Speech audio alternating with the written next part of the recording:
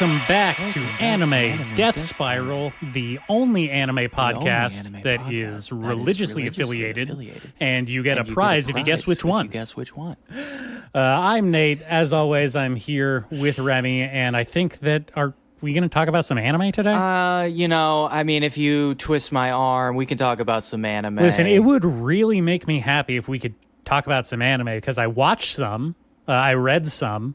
I feel like I really need to get a lot of my opinions off my chest. You got some burning anime opinions? Yeah. Since we're here and the mics are rolling and, we got to put out a show anyway, I guess we could talk about some anime if you want. Is that okay? Does that work with you? I don't know what your schedule's like right now. Yeah, I really want to talk about, Pow World. Oh, God, no. But we could talk about anime. Sure, why not? All right. Lay it on me. You watched some anime? I did watch some anime. And so in our agreement, I decided to keep on that Isekai train that you put me on to see all these new... Wait. You are making this choice on your own. This one has nothing to do with me. No, I seem to remember you sat me down on your knee and you said, Nate, you need to watch as much Isekai as you can this season because it's the only thing that people react to. See, this is what I was afraid of, is you are a suggestible person, Ed. Hey, no, I'm not. Yes, you are. Oh, okay. If I give you even the tiniest taste of Isekai, no matter how much you hated it, your resistances would be broken down immediately. And now you are legitimately a non-ironic Isekai fan. This was my worst nightmare, and it's been realized. Hey, I am just the monster you created, okay? It's true. I'll have to kill you with my own hands. It's the only way. Do you know how Frankenstein ended? Who's Frankenstein? Never mind. I watched the premiere and the follow-up episode, because it's all it's out right now, of Isekai Hot Springs Paradise. Yes, great. Really good choice. Out of the wide world of isekais, I'm glad you chose this one in particular. Well, to be fair, it was the shortest possible option that I could have chose, because I was not expecting, I found this out after pulling up episode 1, that those episodes are only 4 minutes long. Yes, I'm seeing that. And hold on, and here's the kicker, is that they have a full 90-second intro animation that takes up... Really? Yeah, I'm not kidding. Every episode, they have a full intro that takes up 1/3 of the runtime. That's dope. That's hustle culture right there, man. Hey, we got to cut out all the fat from this show. So anything that is not literally in a hot spring or titties, you got to get rid of it. And by the way, there are some titties. Hey, I know we've said it on the show before, but no movie should be longer than 90 minutes. Everybody, if you are making TV shows or movies, you got to know how to trim the fat. And it's mostly fat. Let's be real. It's mostly fat. And in this case, I think they knew exactly where to trim. I got to say. Yeah, you got just the important bits. Now, are these just secretly ads for Hot Springs? You would think that. It would almost make sense if this was some kind of covert ad for a destination, or if they had product placement, or anything. I had assumed this was a travel advertisement campaign to get people to go to more outdoor hot springs. No. That's what it seems to be tailor built to do. No, it's come to our hot spring that we have big titty elves here. It's just about the big titty elves. There's no ulterior motive. They are absolutely pure in their intentions to just be horn dogs about this premise. So are all the hot springs mixed gender? Well, we haven't gotten too many yet. We've only seen one so far. They are actually leaning way more on the isekai premise than I had anticipated. I thought it was going to be much more about the hot springs, like you were thinking. Yeah. But no, our basic setup is random dude. I can't even remember his name. Just dude. Doesn't need one. Better if he doesn't have one, to be honest. He is a hot springs enthusiast.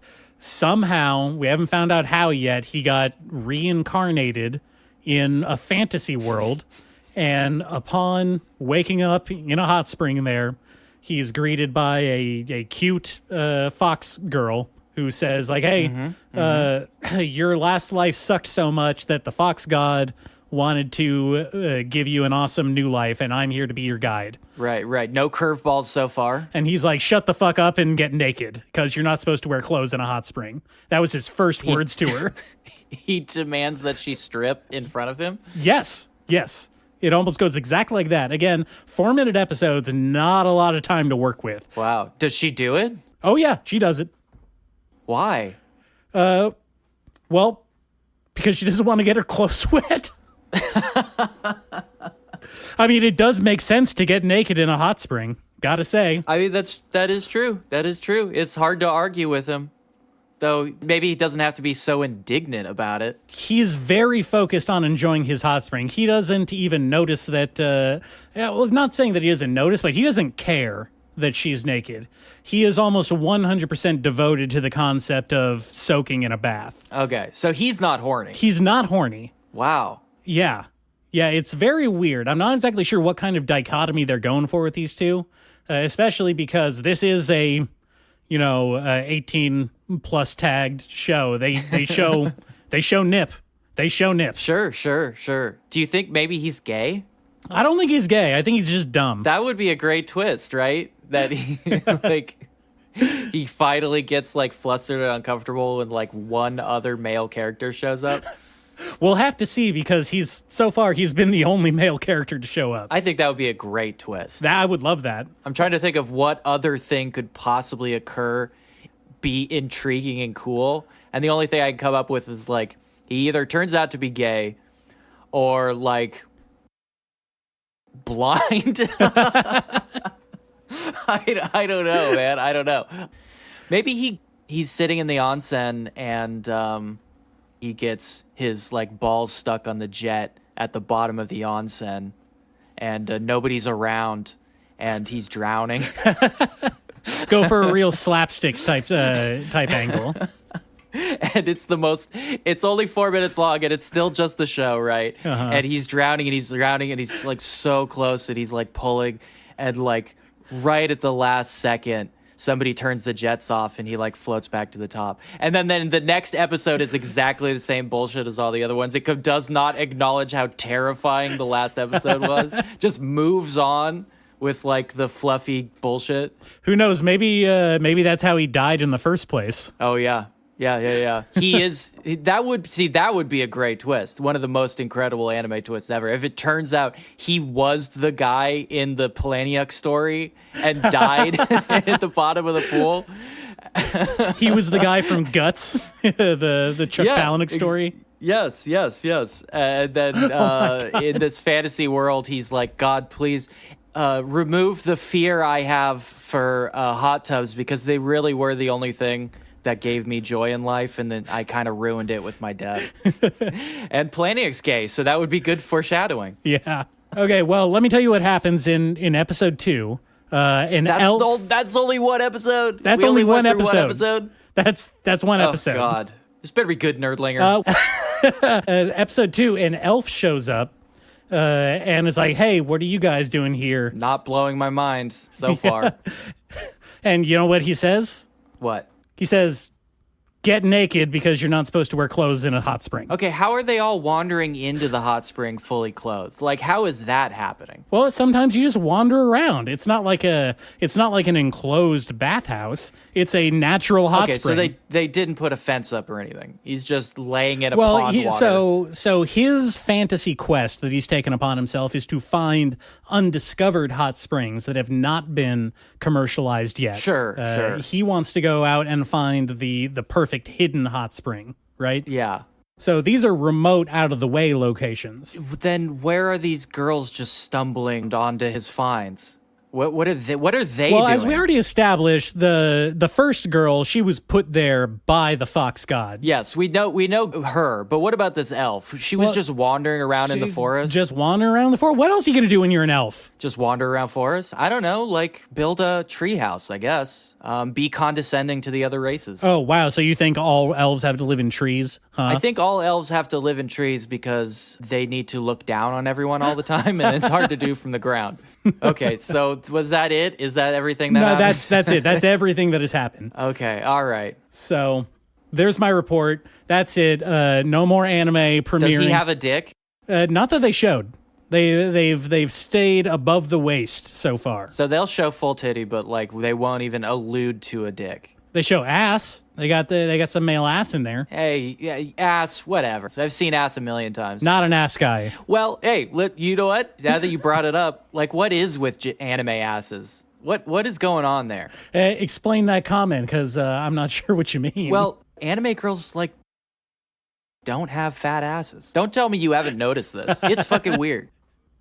You're bemoaning a lack of thickness in the anime world. A little bit, yeah. It's definitely an overlooked aspect. I mean, if we're going to be like ferociously sexualizing all these girls, like why do they all have flat asses? Okay, well, maybe you will finally understand why I care so much about Hokkaido gals.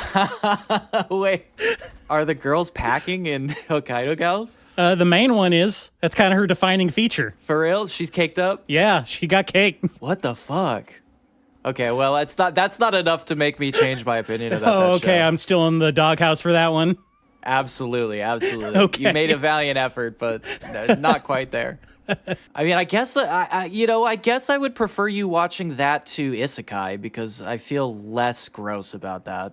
But it's close. It's true. It does lack the death cult aesthetic to it. Yes. It is close, but I still think Hokkaido Gals is less ethically reprehensible.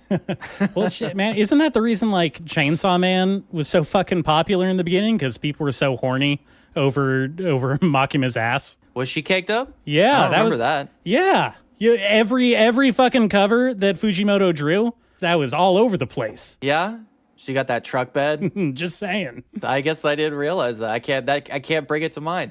But also because not me personally, but like it seems for everybody else, it's about Kobani. That she's like obviously the breakout. Listen, okay. People are insanely horny for Kobani. I don't like the term best girl. Me neither. Why would you bring that up? It's awful. But if I had to choose one, it would be Kobani. Really? Oh, yeah. Weird choice. I mean, obviously the story considers Power to be the girl. She is the girl. I mean, like, indisputably. She's the girl. But you prefer Kobani. I don't know. Despite only being in like 6 or 7 chapters. I don't know. There's something relatable about the wage slave aspect of her character that I find comforting. Like, yes, I do like that. All of these other characters are hot, and I'm horny for them, but I can relate to Kobani. We can have a conversation. Yeah, and like the Bloodhound Gang, you prefer when the girl is crying. I'm not going to go that far. I changed that line. Yeah. I felt wrong. Yeah, you flubbed. I tweaked it a little bit. Okay, but what do you call this? I mean, what come the on. Fuck, man? Come on. I mean, that is the implication of. But also, those pencil skirts, they do a lot of work. Well, sure. Pencil skirts are... Let's pour one out for the pencil skirt homies out there. For real. No, like big ups to a pencil skirt. Great design. The pencil skirt is one of the greatest inventions in fashion history. It's good. I mean, should I keep talking about pencil skirts? Yeah, go on. You know, they look sexy whether they're long, they can be short. Some of them have a little bit of a knee to ankle slit. That's kind of cool, you know, but I think everybody really likes the kind of pseudo binding effect of like a full length pencil skirt. You know, it's reminiscent of it's some Chinese cultures, they would bind women's feet. It's got kind of echoes of that, though with obviously with less physical. All right. I'm done talking about asses. I think it's a more. Anyway, there was some other anime I think you wanted to talk about, right? In the foggy reaches of my mind, I think I remember you mentioning that. Yeah, I got you thinking about fashion now and pencil skirts, and now you're all over the place. Pencil skirts. I'm deadly serious. I did read some anime this year. Holy shit. I know, we're early in, but I finally got around to reading some anime. That's good. I believe in you. I read a one-shot or maybe a pitch for a longer story. I'm not entirely sure yet, but it's one chapter. It came out last week. it was called We Can't Be Adults by Fujita Joe. And in my notes, I kind of half scribbled down that this was sexy Groundhog Day. Yeah. Essentially, we start off with a dude, doing the Garfield thing. I hate Mondays. Kind of waxing poetic about how nothing ever happens and, only adults care about being young and how much it sucks to be a youth and all that. Classic shit. Mm-hmm. And he goes to school and there's a girl waiting for him outside the school wearing a bikini. Waiting for him? Yeah, waiting for him. Is she holding up one of those signs like at the airport? No. She has a backpack on, or her school backpack, but she's just wearing a bikini. And she's like, hey, you finally showed up. What do you think of my outfit? And first thing I notice is he is totally unfazed by this. So obviously something is going on here because he's not acting like a standard anime youth, nosebleed, flushed red face, all that, etc. And obviously people are kind of like giving her the side eye, like, hey, what's going on here? Why is she wearing a bikini? And eventually a teacher comes out and is like, hey, you can't wear that. You got to go to the office and get a spare uniform. So he drags her off. And then the rest of the first chapter is just kind of him going around school, and it's very obvious that he is totally disengaged from general life in some manner. He skips class. He doesn't really talk to people. He ignores people when they're talking to him. He got Chunin disease. A little bit. That's the implication we're supposed to be getting. He's doing this whole like, wow, nobody gets it. Being a kid sucks. Well, he's not really, a kid. He's like 17. These are like, high school second years. Yeah, that's babies to me. 40 years ago, maybe I would have been like, yeah. But now they're all babies. So you're all babies to me.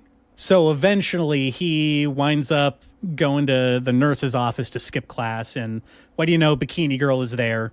And they start talking about... In the nurse's office? Yeah, in the nurse's office. Like showing off her thighs is a medical condition now. I think the implication is that she also ran off on whatever teacher was scolding her to go be in the nurse's office to skip class. So they are just kind of hanging out. And again, it's very obvious that they know each other in some capacity. We don't know how. They're not strictly dating, but they're very, close. Yeah.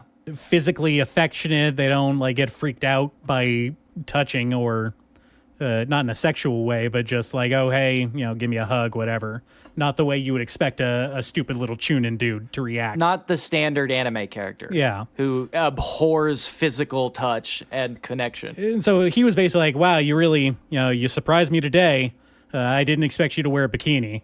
And she's like, what? Is this not appropriate to wear to school? So, why don't we go hang out at the pool? And so they go to the pool, and they're kind of hanging out, and they're floating around on inner tubes, and he falls asleep and wakes up, and it is the same day again. It is a groundhog. These two high schoolers are repeating the same day in July, the same Monday in July, for an unspecified amount of time at this point, but long enough to where they're playing boredom games with each other, trying to one up and get a reaction. You are describing the Andy Samberg movie Palm Springs. Yeah, it's a lot like Palm Springs. Yeah. Almost exactly. Pretty much exactly, yeah. So that's it. I thought that was kind of a fun hook for a Groundhog Day story. I want to see where this is going. Yeah, but clearly Palm Springs, because that is already the horny. To be fair, this kid is a lot more attractive than Andy Samberg. You think so? I can almost say that with 100% assurity. Damn, this dude is blowing up Andy Samberg. Fuck. You know what, Andy? If you got an issue, you know where I live. We've talked. I just watched Self-Reliance. Are you familiar with this? No. What's that? Do you know who Jake Johnson is? I've heard the name, but I'm not Plays super... Spider-Man in Spider-Verse. Oh, yes, of course. Yes. Yes, he's very funny. He put out a movie called Self-Reliance. There's a really great joke where he's just a normal guy and he's walking home from work and a limo pulls up and Andy Samberg's face comes out the window. And he's like, hey, I'm Andy Samberg. Do you want to come with me? He's like, okay. Yeah. And it's basically turns into a death game from there. So I was in. But it's very funny to have Andy Samberg come and pick you up in a limo to take you to your death game. I really enjoyed that. And he's funny in it, and Jake Johnson's very funny in it. It's not anime, but check out Self-Reliance. I don't know. It's pretty funny. All right. The best Anna Kendrick performance I've seen in a really long time. Yeah, I'm looking at a picture of Jake Johnson right now, and he looks like a mashup of... She's hilarious. Of Sebastian Stan and Oscar Isaac. I guess so. A little bit, yeah. You can see it. You can see it, right? Yeah, I can see it. I can see it. Natalie Morales is in that movie, too. She's fucking great. Mary Holland is in that. She's incredibly funny.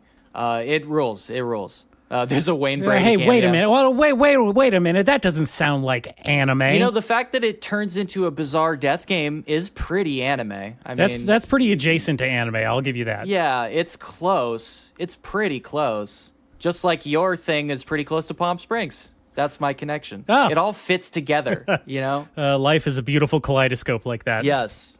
Tell me what the connection is between that and Maboroshi. This is what I'm interested in. It's thin. I'll be upfront about it. Well, try your best. Well, okay. So Maboroshi, that is the new original movie from Studio Mappa that we watched. Yeah. And I would say, so the connection there is that Maboroshi is another story about Japanese youths, those horrible youths. Right, the youths. Yep. Being stuck in a small, dying Japanese industrial village. And that's a metaphor for they phones, right? Because kids be on them. Kids be on they phones all the time. Yeah. Hey, didn't you notice how no kid, they didn't really have a lot of phone time in that movie? What is this movie about? Well, you know, I'm still noodling on that a little bit because it does the kind of... I don't know if this is something you've noticed. I've noticed that a lot of Japanese storytelling tropes, they fall on the navel-gazy modeling side of things. Yes, right? Like saccharine. Yeah. In Western movies, we usually describe as Oscar bait. Yes, exactly. Maboroshi is one of those stories about a village. One night, the steel factory in town blows up. And ever since then, the town has basically been encased in some kind of bubble. No one can leave. No one changes. It's almost like a Groundhog Day. You know, that was my connection because they're both about kids stuck in a particular moment. I think that We Can't Become Adults is taking a much more playful approach on the whole tone of it. Obviously, because that is much more of a Groundhog Day thing. Sure. Arrested Development. Yeah. Yeah. And that one is specifically, that is just the two characters and everybody else in the world is repeating. This is more, Maboroshi is the entire village has been more put into stasis. It's not really a repeating narrative of a day. It's just there's no progression anymore. People don't get older. The weather doesn't change. You can't leave the town either by boat or by going on the roads.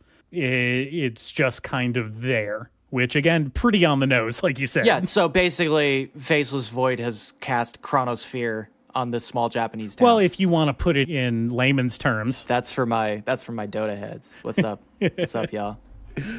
Yeah, and so we've been dropped into this story where this has been going on for an unspecified amount of time. We don't really know how long these characters have been repeating this day, or not repeating, but kind of going about these motions, right? There is one way to tell. Anything over about 100 to 200 years, and they all go insane and start eating each other. That hasn't happened yet, so I guess we're still pretty early on in that process. It must be pretty early on, yeah. And I guess the big narrative tension factor in the story is that there is a girl, a singular girl in the entire village. Oh, shit. Who, now you got my attention. Who, that got your attention? You said there's a girl in this? Damn, dude. Hell yeah. Dude, you got to get out. You really need to go talk to some people. So, the pencil skirt comes from the 40s. It was one of the early Christian Dior lines. Okay, all right, Scott, shut it. Yeah, shut Sophia it. Loren wore one. All right, enough of that. This girl, what makes her special in the context of the story is that she is the only one in the town that ages. Damn, that sucks. And also, she is not from the town. She appeared as a little kid coming in off of a train into the town. They found her on a train with no parents, and she is the only one that ages. Damn, that sucks. The story is kind of a mishmash of different people's philosophies and opinions on what is happening to the village, why they're stuck, how they should be dealing with it. Right. You know, we've got the one guy, the father of the main female character, who is kind of like crazy, and he thinks that this special girl is a god or sent by the gods, and he's trying to basically form a cult around her to maintain some kind of political grip over the town. Tale as old as time. Okay. And we have the kids. We have our main kid, Masamune, who is, again, kind of your stereotypical chunin kid. He fucks around with his friends. They don't really know what to do. It's been years since they've been stuck in this stasis. Right. So they're kind of doing like nihilistic, like boundary pushing stuff, like, you know, squeezing each other until they pass out, or just kind of generally roughhousing and being not violent, but, you know. Yeah, totally. Like breaking into abandoned houses and skating in the pool, throwing the empty beer bottles into the bottom of the pool so when you wipe out, you like really get fucked up. Being punks, you know? Yeah, you know, punk shit. So, yeah, I don't know. That's Mabaroshi. It's kind of a story about dealing with emotions of moving on from being stuck in a particular place in time. I think is the most obvious reading of it, right? Yeah, and do they have do they know how to get out of the Arrested Development? Did they figure it out? Well, I don't know how much you want to get into it. I don't want to just summarize the movie, but I think I'll take even just a pitch. Like, well, I think clue. Do you have even a clue? I mean, I think I have a clue. Essentially, they discover that they are living. They're not stuck. They're more like a memory trapped inside of a bubble of this village, right? They discover that outside of this weird reality bubble that they live in, life has actually continued to carry on without them. They all still have lives outside of this moment that they're stuck in, where they've all aged and grew and become adults, become new people. Sure. That's pretty dope. I like that concept. It's a good wrinkle. I mean, I like it too, and the big, you know, mystery in the movie is trying to figure out. There's this, you know, they see cracks in reality in the sky above them throughout the movie. Yeah, and they're trying to figure out what it means. And it turns out that on the other side of the cracks is the present day, and they are actually just kind of like, you know, more of a photo of this community in this one particular moment that has been kind of preserved by supernatural, metaphysical means, whatever. I don't think it really matters. An echo of a snapshot in time, frozen in amber. It's a real Final Fantasy X they got up going in there. I don't know. What did you think of the movie? I didn't watch it. You didn't watch it? Yeah, I did watch it. Oh my god, dude! Yeah, can I tell you what I watched? Can I tell you what I watched instead? Yeah, I guess. Go ahead. I guess. So You told me to watch this movie. Somebody had to watch it. It's the big new Mappa movie. Unfortunate to do it 2 weeks in a row, but having hovered over certain play buttons for a long time, I ended up watching a non-anime movie again. God damn it. This time, though, God it is anime. Dude. It is anime adjacent. It's very anime related. I watched the Jigen Daisuke live action movie. Hell yeah, dude. Hell yeah. Lupin? Hell yeah. Okay. All right. We all love Lupin in this house. We do. Are you a red jacket guy or a green jacket guy? You know, I like a green and black. I think that's good with the yellow tie. I think that's a pretty good look. You know, as much as I don't like the look of the season, I do like the pink jacket season.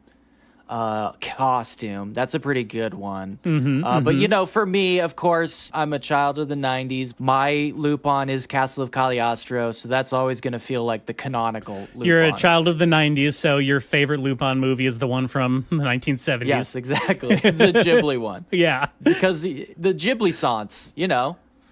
That was Green Jacket Lupin, by the way. Yeah, it was. So I had to get in, right? Because not only because I'm dying of curiosity that what that would be, but also because like I am backed up on Lupin movies. You know, I have missed a few recently that I've been hurting to watch. So like this is a little bit of a catch up, but this is Jigen's side story. So Lupin does not appear until the last 2 seconds.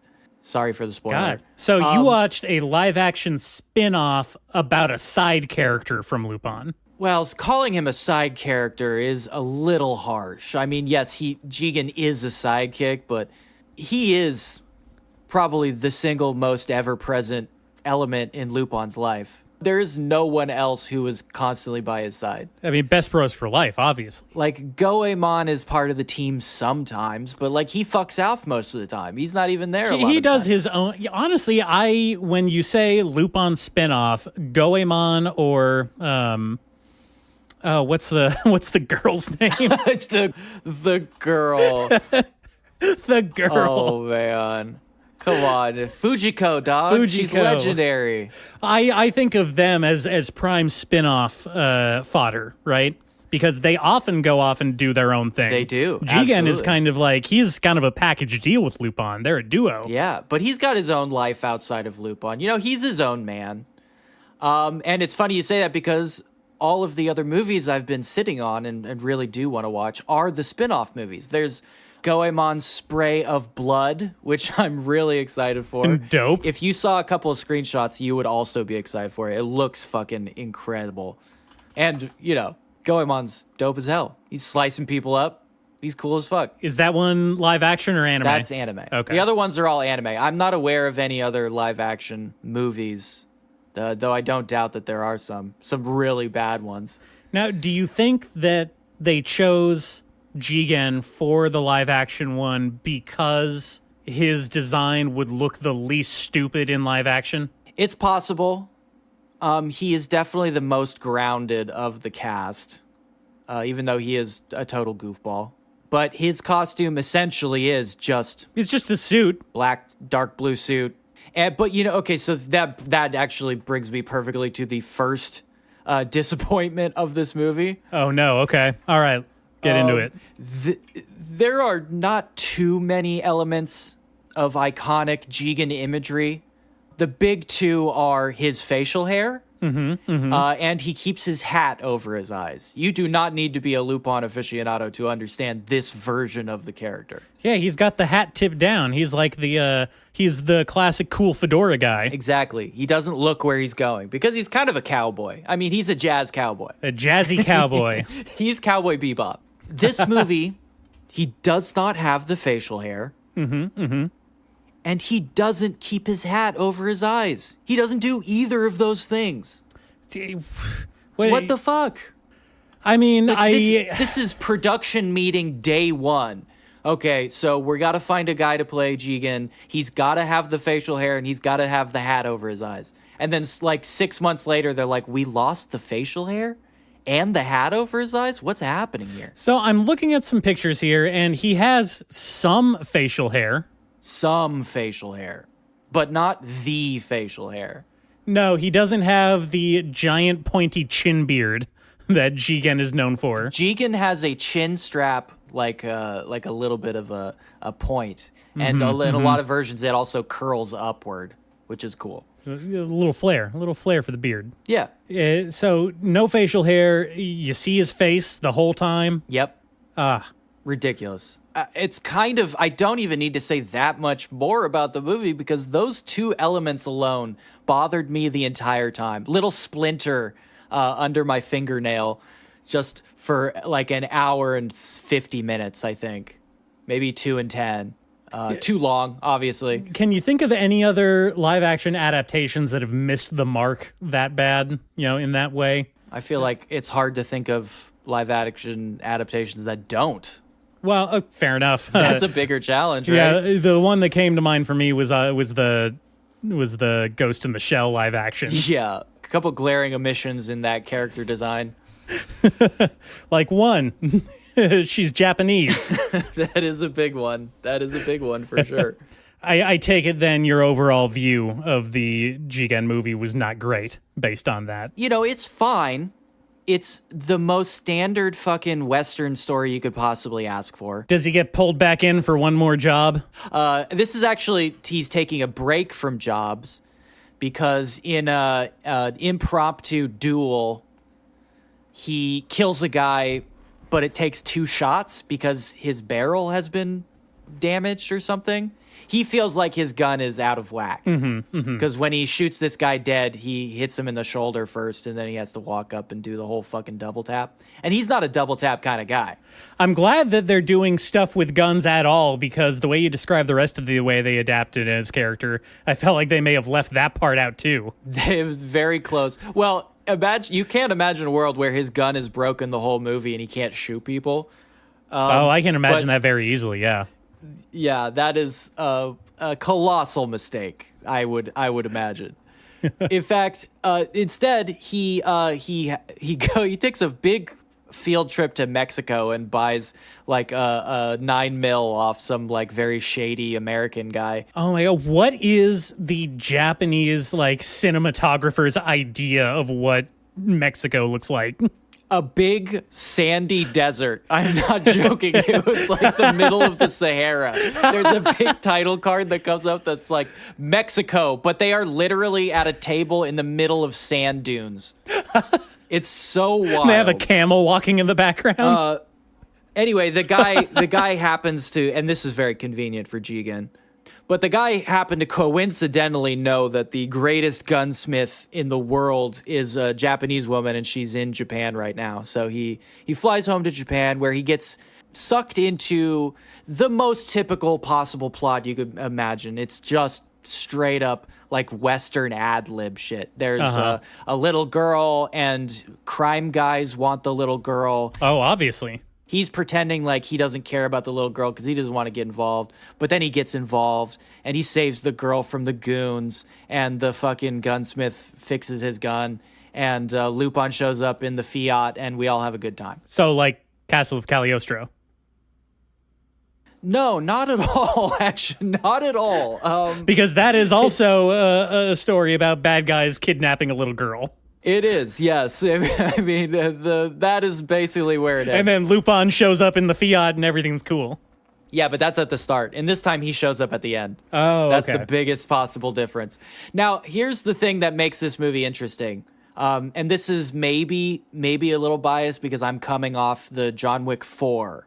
And that was extremely disappointing to me. I do not like that movie. Hey, John Wick is basically the American Lupin. No, what are you talking about? No, Lupin is cool. John Wick fucking sucks. John Wick is bad. That's a crazy thing to say. Don't let the Keanu stance hear you say that. I like Keanu, but mostly in the Bigelow days, I gotta say. But whether you like him or not, I think John Wick is very demonstrably bad. And it's weird that Donnie Yen is, honestly, I think older than Keanu, but his fights are way better and more agile. Like, he looks like he's in fighting condition, and John looks like he is dying from a degenerative disease the whole movie. It's really sad. John Keanu. Yeah, Keanu John. Keanu is not good in that movie. I'm sorry, man. He is really bad. But the point being, I had watched all this really disappointing gun fu, right? Right. And then I go into Jigen, and I'm not expecting much, but the fight scenes in this movie are all that kind of like close quarters, like gun fu stuff, where they're constantly trying to disarm each other and like reposition each other so they can't kill each other with a point blank fucking headshot. Sure. And it rules, dude. It's really good. The fucking fight choreographer went fucking off. Yeah, there are fight scenes that are like the best fight scenes I've seen in a long time in this movie. Okay, well, that's intriguing because I do like that style. I think it's fun, you know. Yeah. The game that got me really into stuff like that was Devil May Cry 3. They do a lot of stuff. Yeah. Well, that was all. If Devil May Cry 3, the action scenes were famously mocapped by actual stunt people, which makes them much more animated and look really good. It does help when you have like real people doing actual performances. Yeah. This Jigen movie, if the fights weren't so good, then it would be a very, very boring movie, unfortunately. Who's the antagonist? Like, what is his drive? Who wants the little girl that he's trying to protect? It's like mob guys, Just mob guys. The thing I'm wondering is, like, why did they want the little girl? I honestly don't remember. She didn't have, like, I don't know, special codes to a safe implanted in her brain or something, or maybe she was a witness. Did she witness a crime? Were they trying to silence her? No, they want her for something. I'm getting it a little bit, I think, mixed up, because that manga that everybody was talking about for a while, Kagurabachi, has the exact same setup as this movie. And in the reason they want the little girl in that one is because she like has instant regeneration powers, and so they're like harvesting her bones. Brutal. Yeah, it is brutal. Damn, dude. What the fuck? So, yeah, I don't know. This thing sits in a really bizarre place where every piece of the production, it's shot really well. The colors look great. Scenes look great. Staging looks great. All the acting is fine. Yeah, you paused on that one. The Jigen's costume obviously fucked up, but all the fights are fantastic. It's almost like if this wasn't a Lupin tie-in and they had figured out some way to give it like a hook, I don't know what, maybe his gun shoots knives or something. I don't know, something to give it a little bit of flavor. Or did they give him a laser gun? Yeah, if it was a laser gun, maybe. This would be a fantastic standalone movie. As it stands now, like, I'm not sure I can even recommend somebody watching it. Maybe just watch the compilation of the fight scenes. I don't know. Jigen, baby. All right, let's take a break. All right.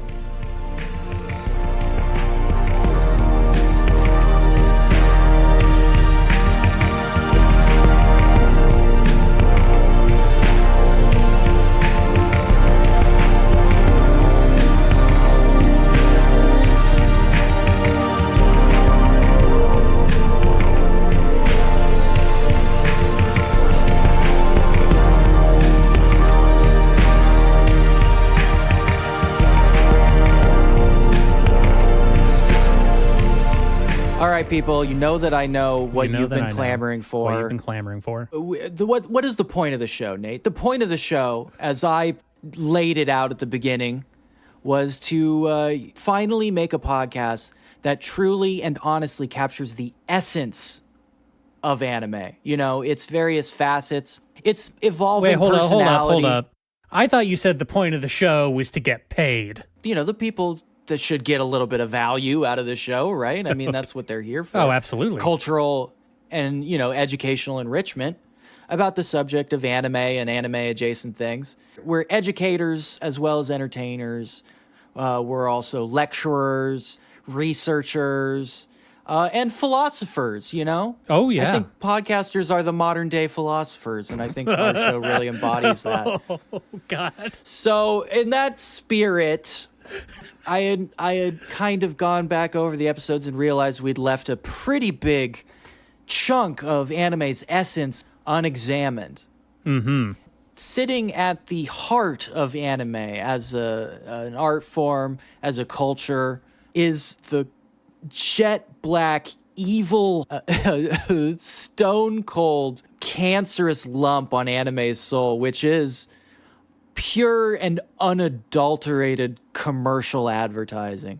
Just the mental barrage of subliminal marketing that comes at you every single millisecond of an anime is something we haven't talked about enough, I think. I mean, it's in a lot of cases, it's not exactly subtle marketing. It is a big-titted anime girl saying, hey, you, buy some fucking tires. Yeah, consume. Buy more. Buy me. More. So, Nate, let's slip on our They Live glasses and take a little bit of a tour on the superliminal side of anime. We've collected a series of anime pitch men who will do their best to try to convince us of the efficacy of their product. And this is pretty wide-ranging. We're talking about everything from fast food to cars to lifestyle products. Oh, yeah. I have one that I would like to start off with, if you're ready. Describe this one to me, Nate. Let's kick it off. Well, so this is going to be a hard sell for you already because, as we've discussed in the past, you don't like nor appreciate the act of or need to eat, correct? Yes, frankly, I find it antithetical to human dignity. I have to say. But when you have to eat, and you do, sometimes, there's no getting around that. Do you like udon noodles? Is what I'm saying. I got to be honest. I'm pretty cold on udon. Okay, fair enough. I got to be real. Now, I mean, they're so big. Well, they are the thick noodle boys of the. I can barely swallow them with my dainty little throat. I can barely choke them down. They're so big. I love udon. I love them thick noodles, thick with 2 C's. I can't even swallow. Swallowing has been an issue with you in the past. It's been one of my big problems. Now, do you think Yujiro Hanma the demon could convince you to eat some udon? Holy shit, is that Baki's dad? That's Baki's dad, baby. Damn. Well, if anyone could force the noodles down my throat, I think it would be the Japanese Ubermensch that is Yujiro Hanma. All right, take a look at this ad from Nissan for their instant udon bowl. All right, I've been fed an ad. I'm watching it willingly. It does not have English subtitles. It does not, but you can get the idea. Yeah.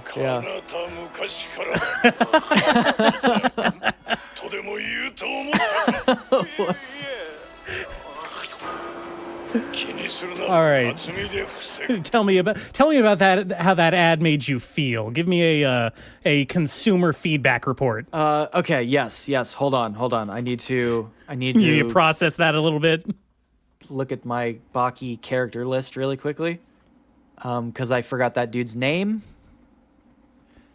Some weak little noodle arm dick. Who cares? He looks like Goki Shibukawa. That was the guy I was thinking of. Okay. He's a jiu-jitsu master. But, like, not a very good one, right? Because Tatsujin. No, he's great. He's really good. But he had a little weak boy body. Yeah, that's jiu-jitsu. Oh, okay. He's kind of like a sleeper. He's become an old man, and in his old age, he looks a little withered, but he uses that to trick his opponents, right? So the gist of this commercial is we kind of have an alternating ads here, going from generic anime dude talking to a fox girl. And I should note that the udon that they're advertising is known as kitsune style udon, which means it has like pieces of fried tofu in it. Pieces? This dude pulls out a fucking 8x10 sheet of tofu. I mean, that's how I like it. If you're gonna put in stuff into the instant noodle bowl, don't skip on it. Damn, dog. I wouldn't be able to swallow that. It's too big. I would definitely choke on that one. But we're alternating between generic anime boy and fox girl, and then that dude from Baki and Yujiro with fox ears and tails. Yes, we have our normal anime boy. He flirts with a kitsune girl while eating his udon at the temple, and then we cut again to, I assume, many years in the future. And the little boy has grown up, and it turns out he's grown up into Goki Shibukawa from Baki. and he is again nostalgically eating his noodles when the kitsune girl appears before him yet again. But the kitsune girl has undergone a radical transformation into Yujiro Hanma, who is extraordinarily pissed off for some reason. If I understood Japanese, I might be able to know. But he's pretty pissed. I mean, he's pissed about the way this dude's eating udon. Isn't he pissed most of the time? That's kind of his MO. No, he's having a good time. He's the strongest man in the world. He's really enjoying himself. Not right now. I would definitely eat the noodles just because I'd be afraid he'd beat me up. I mean, I have to say, I agree. I would desperately try to chunk down the noodles. Maybe I would chew them with my tiny teeth until they were so small I could actually swallow them. And I hope the Kitsune Udon brand is receptive to that kind. Maybe they have udon for weak-throated men. So a pre-chewed option, possibly? I would love a pre-chewed option. Yes, absolutely. You're the kind of person that would just kind of consume a flavorless nutrient paste if you could. I mean, I have considered it. Frankly, the nutrient paste culture is pretty toxic. That's what keeps me away.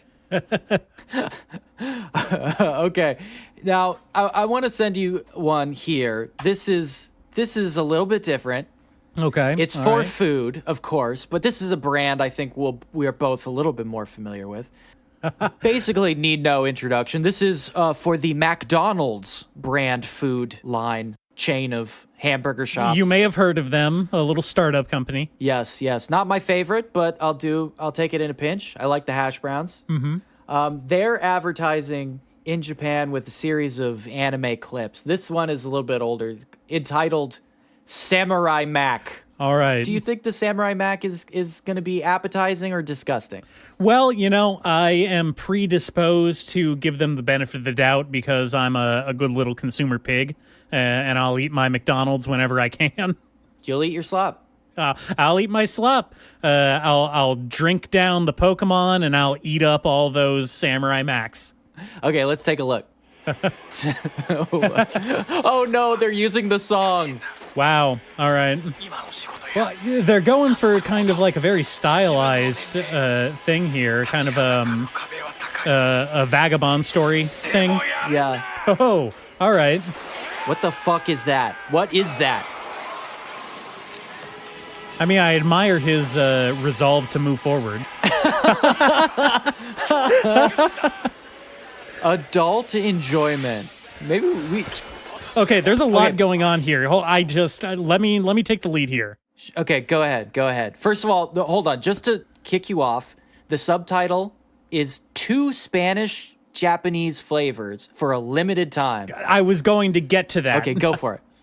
So first thing, we have the very, not edgy, but very stylized look that they're going for. It looks like Vagabond. To me, it looks like a cross between early JoJo and Fist of the North Star kind of samurai guy.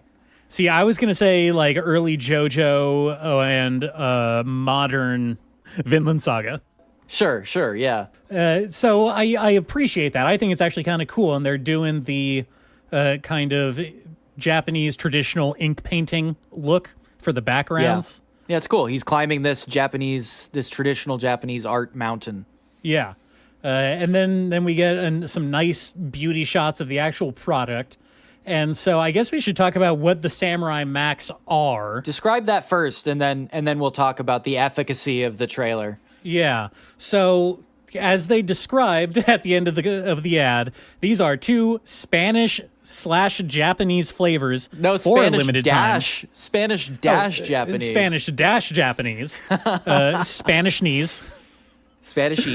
Spanishese, and so they got 2 here. One seems to be a more traditional style hamburger. We have patty, lettuce, cheese, some kind of dark, sweet-looking sauce, I'm assuming. What the fuck is that? In the middle above the patty? Hold on. No, I don't want to interrupt you, but for our listeners, there is an unidentified, thick, circular thing stuck in the middle of this burger. You don't recognize that? That's the egg patty from a McMuffin. That is an egg patty. That's the fried egg patty from a McMuffin. Are you sure? Yeah, no, that's it. Wow, man. Because that's an egg and yolk. You can see it, plain as day. That freaks me out, man. Well, it's not the first time that I've seen people put eggs on hamburgers. That's not what's freaking me out. I've never seen a mechanically perfect egg patty before. It's the presentation itself. The other burger looks great to me. I mean, no notes. The other burger has some kind of combination of bacon, maybe like a potato patty on top of the beef. Yeah, it looks like hash brown. Yeah, it looks like a hash brown, some kind of white sauce, maybe mayo on top, and then the samurai barbecue sauce, like the other at the bottom. And so I guess the real deciding factor is I have no idea what that barbecue sauce tastes like. I'm not against putting an egg on a hamburger. That's not what puts me off. That's fine with me. Even if it is like a weird synthetic looking egg. It is not egg-like in any way except color. What I object to is the proposition of putting barbecue sauce on an egg, because that shit's whack, yo. That completely depends on the level of sweetness of the barbecue sauce. Well, I can take a hazard at a guess and say it's probably pretty sweet. If it's McDonald's, it's probably pretty sweet. Again, but I don't know the Japanese flavor palette when it comes to McDonald's. I've never hit a Japanese McDonald's before, so I'm not sure. Well, here I can tell you one thing, because I have, and that makes me better than you in this regard. Wow, damn, dude. Fuck. They don't. When they say that there is bacon on the burger, that's not what they mean. When they say there's bacon on the burger, they mean that there is a slice of ham. They don't do bacon the same way that we do. Okay, yeah. So just keep that in mind, I guess. Do you want to just hazard a guess as to what they mean by the Spanish flavors? Do you think it's just because there might be a little bit spiciness somewhere hidden in here? Well, no, because spice, although not super common as it is in, Western food, especially Spanish food, it's like they have chili as a condiment in pretty much most restaurants. Chili powder comes in a little shaker at most tables. You know what I mean. Yeah. I think you know that shit I'm talking about. If I had to take a guess, and bear with me here, I would say what they mean by Spanish flavors is the presence of cumin. You mean cumin? If you want to say it like a Philistine. No, you keep saying it your way. I like that. It's what a coomer does.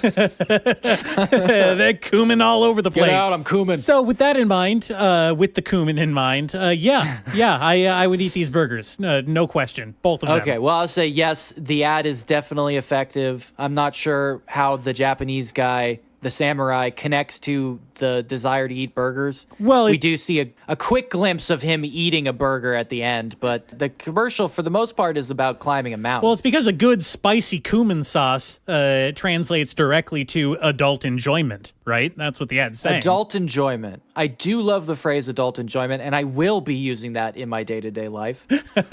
Final verdict. Hash brown patty fucking burger. I would eat that 3 times a day until I was irreparably ill. Not the egg one. I don't trust that egg, dog. That thing is fucking freaky. Okay, let's move on. It does look a bit like a cyclopean eye in the middle of the burger. It's fucking weird. It's weird. All right. Well then how about this one? You like shoes. I know that about you. Boy, do I. Now, I love hiding my feet. Yeah. That's really my deal.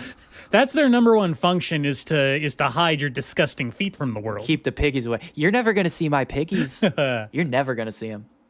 Well, not unless they join the Patreon. If you start paying money, I'll consider it. Yeah. Let's see if Sailor Moon can convince you to buy some shoes. I'm very interested already. So this is actually a minute-long compilation of several shorter Sailor Moon ads. I was only posting it for the first one, but I do encourage you to watch the whole thing because it is weird. Yeah, let's go into it. All right, let's go. Again, no subtitles. No subtitles. Yo, well, fucking drip. The kicks drip. Yeah. Yo, did you just walk through a creek because your kicks be dripping, dog? Holy shit. Hell yeah. I really like the bright pink insoles. Love them. I fucking love them. The big, chunky, fucking fold-over, like, Velcro look. Oh, the second colorway are not good, though. Hold on. I gotta look at this again. The second colorway, not good. Oh, they have, like, a floral design on the upper that is just not good. Yeah, that's peak 90s design right there. That kind of, like, I patched your shoes using the old shades kind of thing. Yes. A bit of a blossom look. Okay, now let's really quickly I don't want to divert from here, but I'm really going to quickly just look at the average price for these shoes. Okay. The only ones I see that are particularly interesting are like, there's an okay skate old school model called Pretty Guardian that has like a bunch of the black and white panels on it, and it has the big Sailor Moon in Japanese font like along the sole. I think that's a pretty nice. I don't like Vans low tops though, but that looks like pretty much it. Yeah. Damn it. I would have loved these shoes. Like straight up, no lie. You would have rocked these? They look dope as hell. Absolutely. All right. Well, I'll take that as your vote for the shoes then. The pump was primed. Okay. Well, the next ad seems to be about eye drops. So let's continue on. They're eye drops? What the hell? Okay, I didn't really get enough information from the trailer to make a call on the eye drops either way. I was a bit distracted by the BDSM outfits. I was a little distracted by how the pH balance was extremely off in their school's pool, and it did seem to poison Sailor Moon to death. Her eyes were bleeding. Like, what the fuck? Well, she just smoked a fat one. Underwater in the pool? Japan was way ahead of us in terms of technology in the 90s. That's fucking wild, dude. And then there's a commercial for a toy wand that I am completely ambivalent about. My need for a toy wand is pretty much the same as it was before I watched the ad. I would say that's a failure of the ad. Did not capture my interest as a consumer. Did not give me a reason that I needed a wand in my life. There was no call to action. Pretty bad advertisement all around. Yeah. Definitely not going to buy that wand, but I think I would get those eye drops. When I'm trying to hide that I've rolled and smoked a fat marijuana cigarette from my parents. And hey, if you're going to just randomly get eye drops, I mean, what's the difference really, right? Exactly. They got to all be the same shit in there. But as far as the shoes go, you're definitely on board for those. Oh, hell yeah. Those were one of those were really good shoes. All right. Okay, I'm going to give you another one. Now, this is quite interesting to me. This is an advertisement for, let's see what they call it, the Japan Horse Racing Association. And they have partnered with one of our all-time favorites, right? Evangelion. Yeah. Oh, shit. So this is actually labeled as Eva 4.0. So if I'm reading this correctly, this was part of the Rebuild series. Yeah, this is the canon fourth sequel. Yeah, this is. So let's go ahead and see if we're convinced that horse racing is actually good. I guess I should have gotten your opinion on horse racing before we started watching this. Mine's bad. I not to surprise anybody, but I don't like horse racing. Well, I had a pretty low opinion of it starting off with, but then Uma Musume Pretty Derby seasons 1, 2, and 3 sold me pretty hard on it. You did fall into the Uma Musume hole pretty hard. I just love those horse girls. Let's see if the horse girls in this trailer are comparable. All right.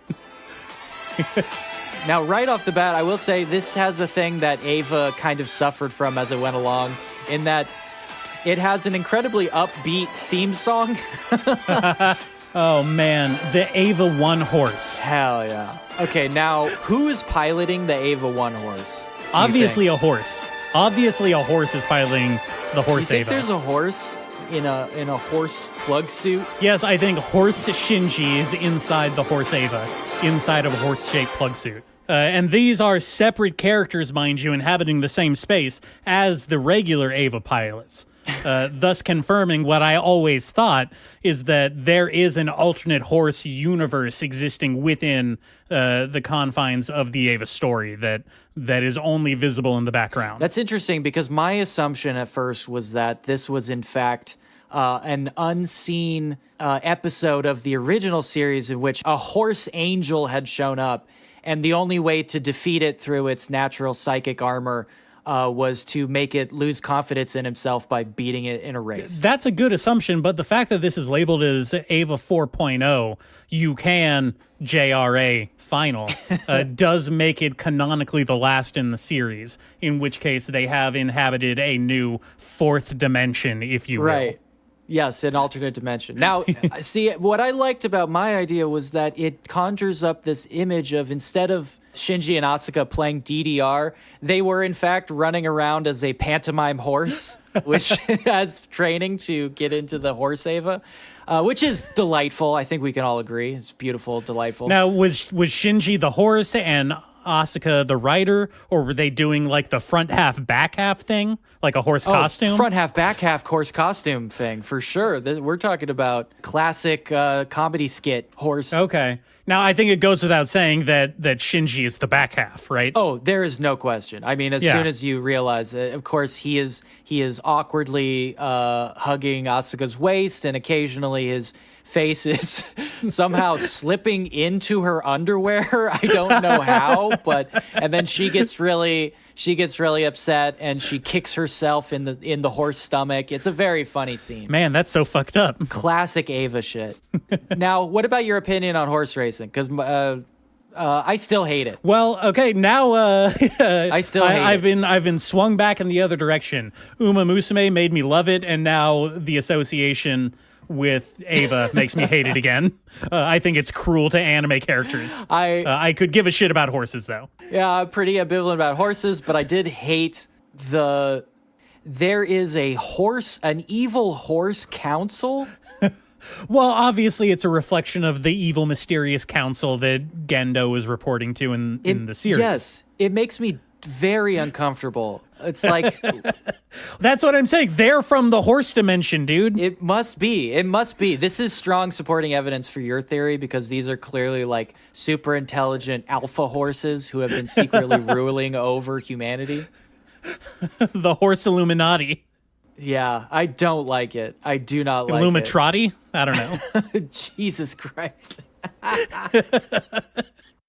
Oh, fuck. Illumitrati. Okay. All right. All right. Got another one. Okay, let me see. As expected of me, this one is also food themed. But I chose this one specifically because it is one of the few ads, maybe the only ad that I was able to find that uses anime original advertising, no existing characters. This is not a tie-in campaign. They animated their own stuff for this ad. Love that. Love it. Love it. And so this is an ad for canned tuna. Now, it says sea chicken versus land chicken. And I've got to say, it's already conjuring up images of Gyo, Junji Ito's Gyo, these sea chickens rising up and devouring the land chickens. Makes my skin crawl. However, I do have to admit, tuna is objectively superior to chicken. That's my position going in. Let's see how it changes. All right. Let's give it a watch. Again, no English subtitles. They are speaking in English, though.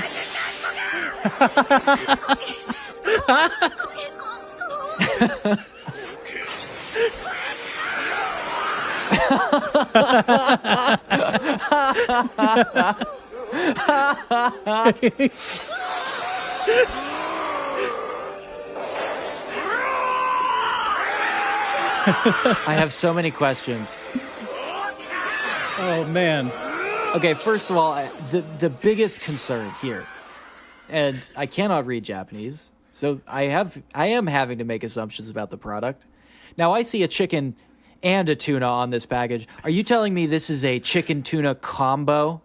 Are you saying they mix chicken and tuna together into this product? Is that what it says? I have to be led to believe that, yes. So this is actually an ad for a chicken tuna paste.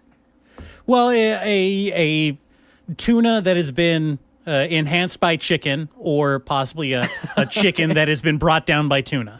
So that is my second question: is do we assume that the chickens are the fascist bad guys in this trailer?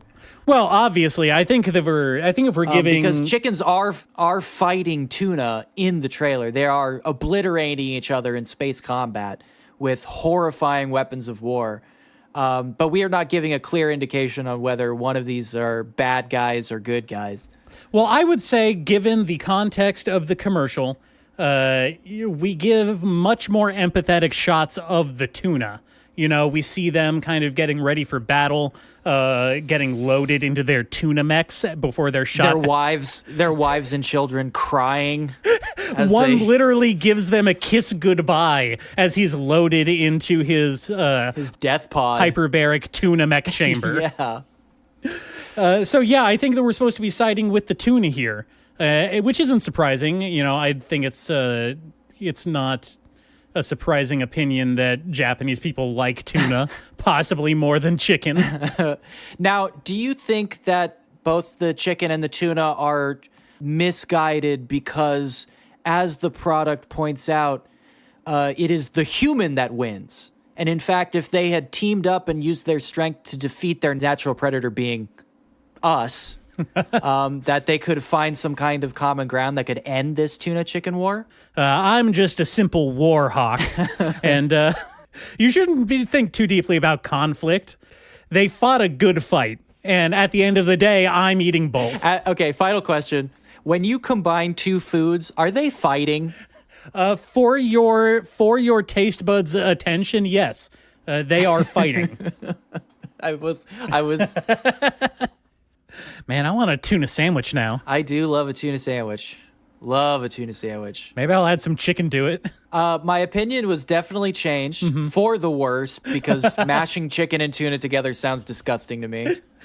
So the ad was this ad in particular, not effective on me personally. Well, maybe it's like a gamble thing. Maybe it's you don't know what you're getting. It's either tuna or chicken.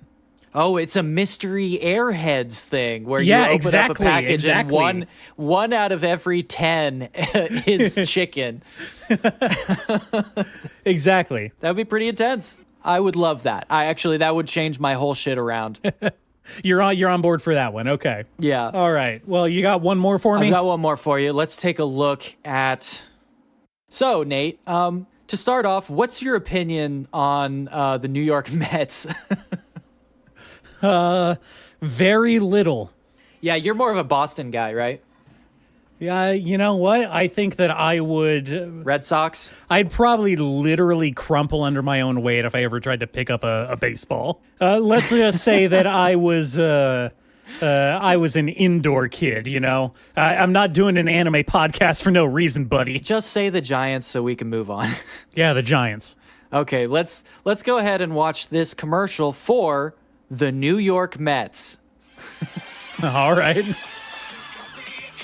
Uh-huh. Oh, huh. Oh, what? Shit. Oh, shit. Oh, shit. This is a huge left turn, people. Oh, shit. So this is not a commercial for the New York Mets. This is a commercial for the Mets brand of soft drink in Japan. What? I've been had? And so we have fallen into a classic food war competition. Which is better, Frieza or Goku, orange soda or grape soda? Obviously, orange soda is better than grape. There's no hands down about that. You think so? That's where you're landing on this? That's 100% my opinion. Basically, we have an epic dance battle between the forces of Orange. The Z Fighters. Yes, very biasly represented by the Z Fighters, I have to add, compared to the evil forces of Frieza, representing Grape. Yes. For obvious reasons. Frieza and the Ginyu Force. Yes. Now, the position of this commercial, just based on that, is that Orange is good and Grape is bad. And I have to disagree. This is where I come down. Yeah, by tying it to Frieza, they're really putting some moral implications on it. You're right. That's what I'm saying. They're putting their thumb on the scale here But hey, if you like orange soda, then that means you're cool and you can do kung fu and shoot lasers. And if you like grape win. soda, then You're a you loser. like to genocide people. you got your ass kicked by the orange soda guys a bunch of times. Yeah, exactly. So that brings me to my opinion after watching this ad, is that they're both bad. People, they are both bad. Orange soda and grape soda are both bad. They suck. And also, this weird TikTok dance they're doing is baffling, inexplicable. What is happening here? I have to imagine it's taking some inspiration. It has to be. It is over animated. It's not even really animated in the Akira Toriyama style. Like, barely an approximation of it. I can't believe this wasn't a commercial for the New York Mets. You thought this was a commercial for the baseball team. I was really hoping, yeah. Okay, so in your mind, before you watch this commercial, how did you think that Dragon Ball Z was going to advertise American baseball to presumably a Japanese audience? I think Goku hitting a home run out of the Met Stadium would be an instant classic. Everybody would love it. That would be on T-shirts right now. It would be big streetwear. Unfortunately, it was just shitty flavors of a bad soft drink. I'm very disappointed. I mean, I don't know. I don't know if it's bad. It may be good. Most of their sodas are better than what we have over here. Just saying.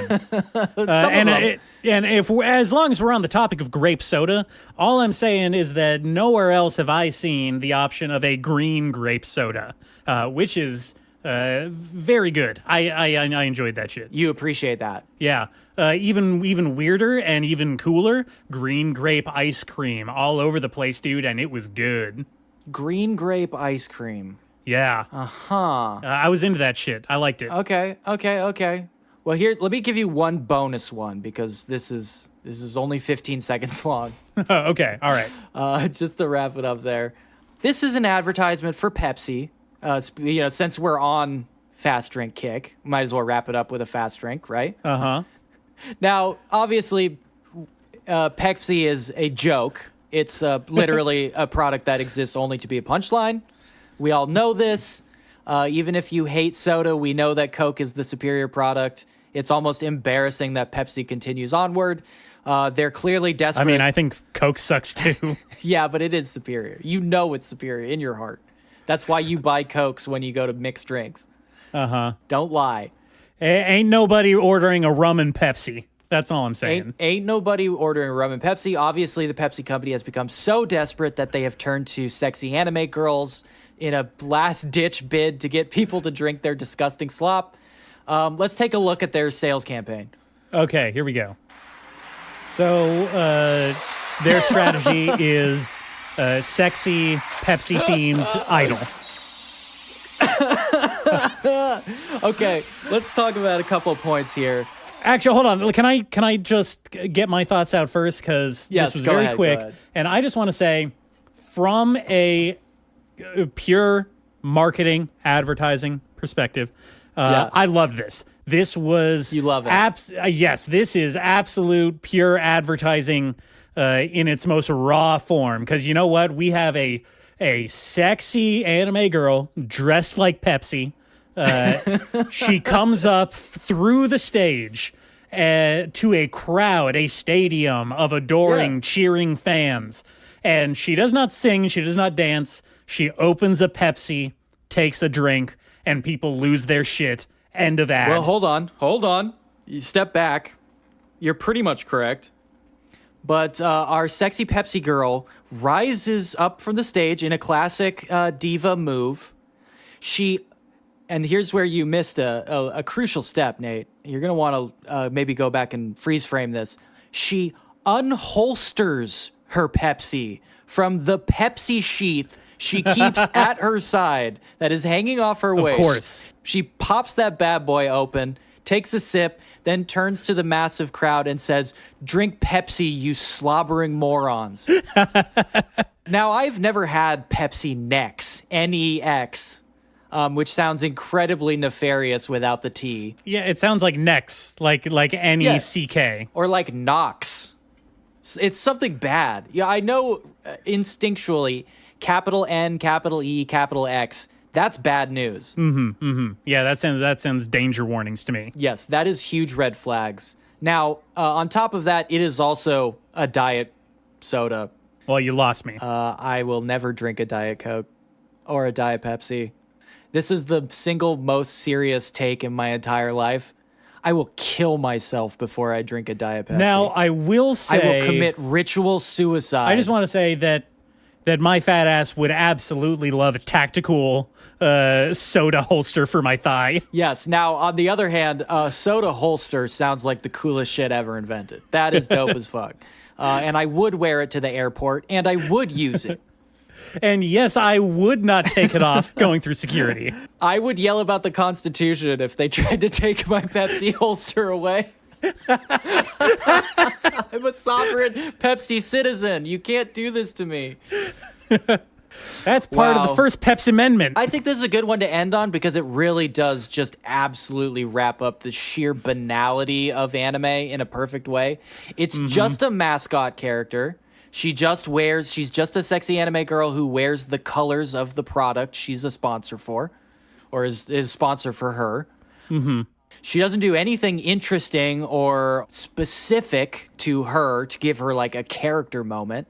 She just says, drink Pepsi, and the people go wild. Well, it reminds me... Is that not the perfect anime ad? It is, and I think I think it's perfect because it reminds me so much of like mid-century commercials where it's just like Kermit the Frog comes out and says, "Hey kids, smoke Winston's."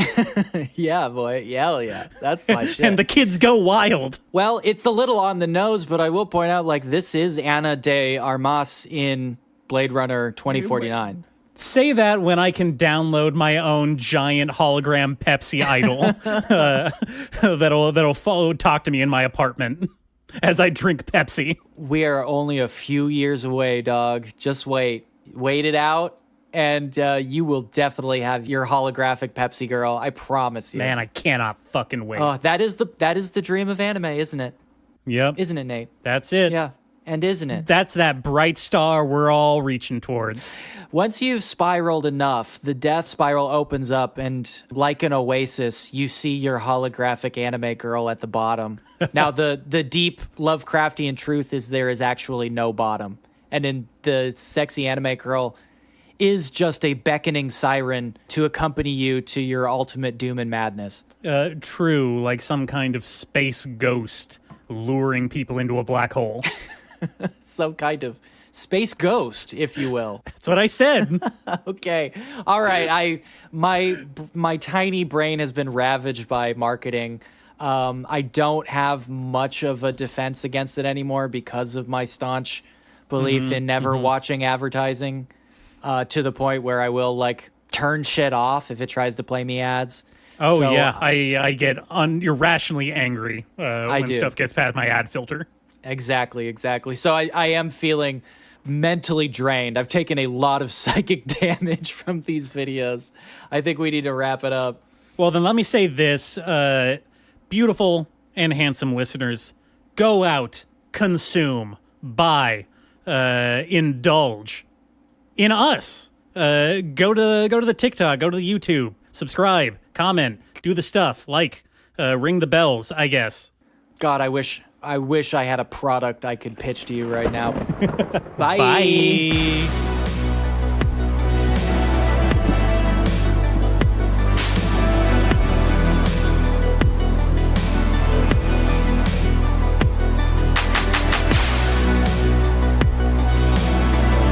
Oh, amazing. He punches guys so hard their guts explode out of their backs. Fuck, that's so cool, dude.